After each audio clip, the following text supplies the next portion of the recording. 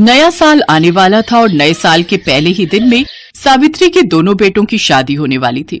सावित्री बहुत खुश थी।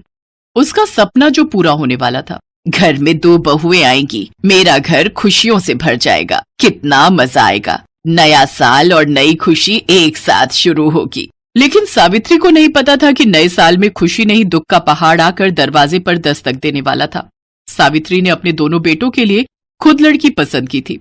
उसकी होने वाली दोनों बहुएं शहर से थीं, इसीलिए सावित्री सीना तान कर पड़ोसियों से कहती रहती थी, मैं शहर से बहुएं ला रही हूँ, हाँ देख लेना कितनी सुंदर है मेरी दोनों बहुएं।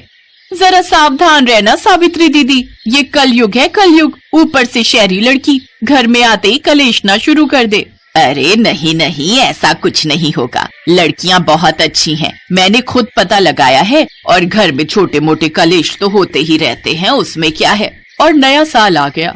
सावित्री के दोनों बेटे अमित और आकाश की शादी हो गई।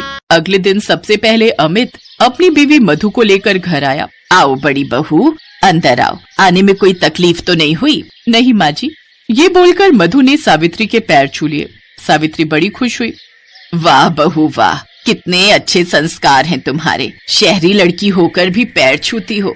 क्यों नहीं माँ जी, बुजुर्गों के पैर छूने में शांति मिलती है। वाह वाह वाह, क्या उच्च विचार हैं तुम्हारे। सावित्री अपनी बड़ी बहू की तारीफ कर ही रही थी कि तभी उसका छोटा बेटा आकाश अपनी बीवी पूनम को लेकर आ गया। माँ जी प्रणाम। अरे वाह, मेरी छोटी बहू भी आ गई, जीती रहो बेटी। लेकिन तभी मधु ने कहा, पूनम तू? मधु तू इस घर में क्या कर रही है? मैं इस घर की बड़ी बहू हूँ, मैं भी इस घर की बहू हूँ, छोटी बहू। क्या तू मेरी देवरानी है? नहीं, ये नहीं हो सकता, मैं तेरे साथ नहीं रहना चाहती हूँ। चल चल, तेरे साथ भी कौन रहना चाहती है, चल हट। सावित्री, अमित और आकाश हैरान हो गए। तुम दोनों एक दूसरे को पहचानती हो क्या? ये मेरे कॉलेज में थी, 1 नंबर की चुड़ैल लड़की है ये। हाँ, तू है चुड़ैल, कॉलेज में 100 लड़कों के साथ घूमती थी और यहाँ आकर अच्छी बहू बनने का नाटक कर रही है। अरे जा जा जा, तू तो 1000 लड़के घुमाती थी, चुड़ैल कहीं की। दोनों घर के बाहर खड़े होकर ये सब करने लग गई और बाहर पड़ोसियों की भीड़ जमा हो गई। सावित्री तो हैरान रह गई। अरे ठीक है, बाद में लड़ लेना, पहले अंदर तो आ जाओ तुम दोनों, बाहर सब लोग देख रहे हैं। अरे देखने दीजिए, मैं किसी से डरती हूँ क्या? मेरे भैया पुलिस में हैं। हाँ तो मेरे जीजा जी भी आर्मी में हैं। अब बोल चुड़ैल। दोनों अपने मुंह से गंदगी निकालने लगी। पड़ोसियों का क्या है, वो तो हर झगड़े में मजे ही लेते हैं। अमित और आकाश ने बहुत समझाकर दोनों को घर के अंदर भेजा।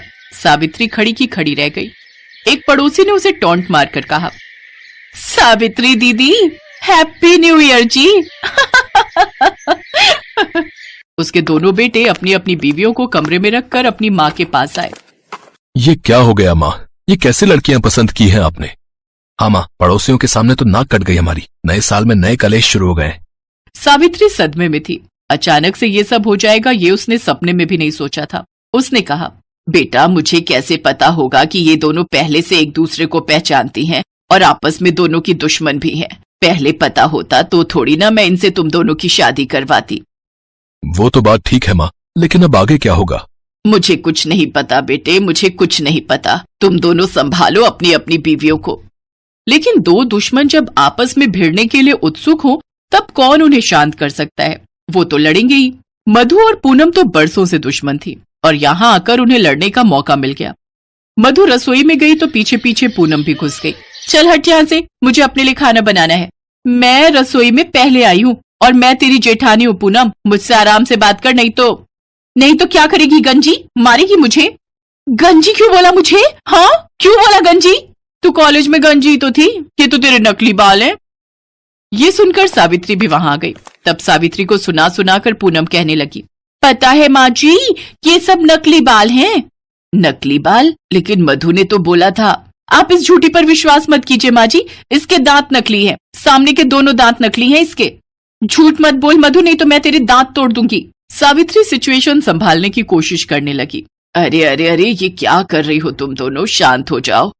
लेकिन वो दोनों तो शांत होने के मूड में नहीं थे। इस तरह हर बात पर दोनों झगड़ने लगी। हर छोटी छोटी बात पर दोनों में हाथापाई होने लगी और आसपास के लोग घर के अंदर झांक झांक कर मजे लेने लगे।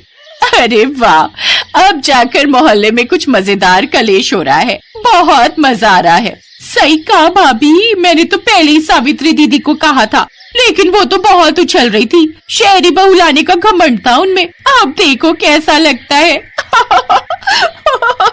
इस तरह सब लोग मजे लेने लगे और गांव में सावित्री का नाम मिट्टी में मिल गया। और एक दिन मधु और पूनम के बीच में जबरदस्त हाथापाई होने लगी। अमित और आकाश घर पर नहीं थे, इसीलिए सावित्री झगड़ा रोकने के लिए उन दोनों के पास गई और डंडा सावित्री के सर पर लग गया। सावित्री गिर पड़ी और उसकी आंखें बंद हो गई। माँ जी, क्या हुआ आपको? माँ जी, मधु माँ जी को अस्पताल ले जाना होगा। दोनों बहुएं सावित्री को उठाकर अस्पताल ले गई। सावित्री को हार्ट अटैक आया था, लेकिन डॉक्टर ने सावित्री को बचा लिया। मधु और पूनम रोने लगी और अपने पतियों से क्षमा प्रार्थना करने लगी। माफ कर दीजिए मुझे, मेरी वजह से ही आज माँ जी की ये हालत है। नहीं, मेरी वजह से है, गुनहगार मैं हूँ। नहीं, मैं हूँ।